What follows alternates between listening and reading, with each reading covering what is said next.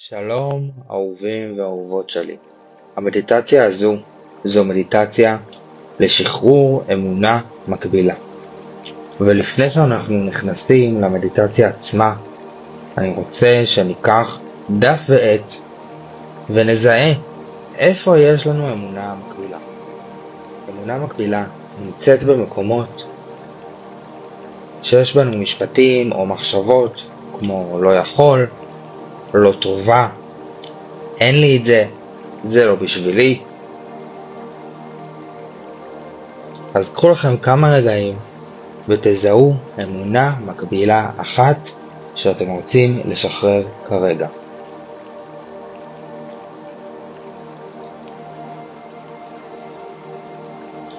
אנחנו מתחילים.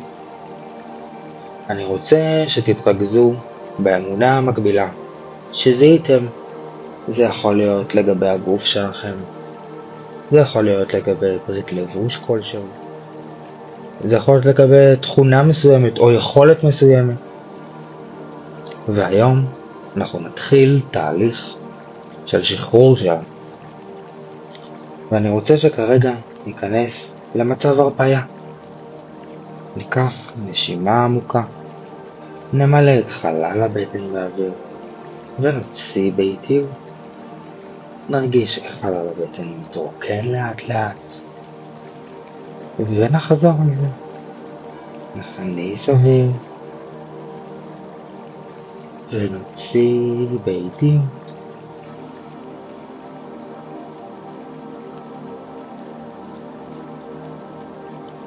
נרגיש איך האוויר נכנס, ממלא את חלל הבטן,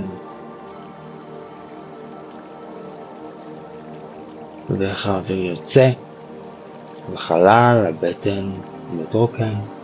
שנרגיש בנוח, אפשר לעצום עיניים ונתחיל להתמקד באמונה המקבילה שזיהינו. למשל, דוגמאות לאמונות מקבילות: לבוש חשוף שווה חוסר כבוד, אני לא טובה מול קהל, עסק זה לא בשבילי. ועכשיו, תוך כדי תרגול הנשימות, אנחנו מתחילים לפקפק באותה אמונה.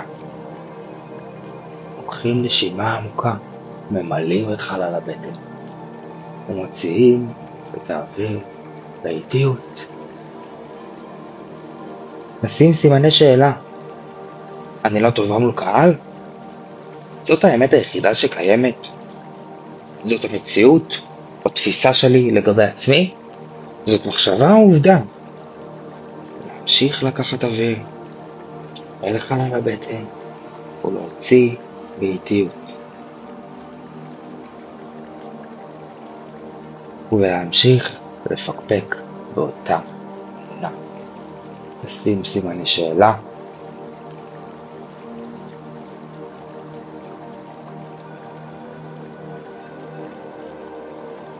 ולאט לאט אנחנו מתחילים להבין שהאמונה הזאת היא לא האמת הבלעדית, היא לא האמת היחידה, היא תפיסה שלנו לגבי עצמנו, וזה בסדר.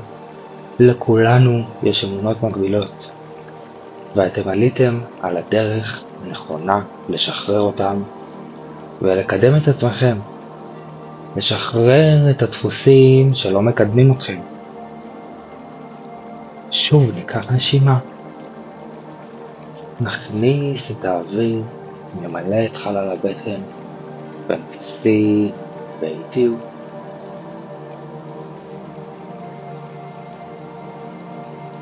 הכל אפשרי. האמונה הזו היא זאת שמונעת ממך לעשות את הצעד שאת כל כך רוצה. לעשות את הצעד שתמיד רצית, אבל משהו בתוכך אמר לך שאתה לא יכול, שאתה לא מספיק, שאתה לא ראוי, שזה לא בשבילך. עכשיו תפתח את העיניים, תפתחי את העיניים, תתחילי את התחושה הזאת שהכל אפשרי, שהכוח נמצא בידיים שלך. בידיים שלך. תודה לכם.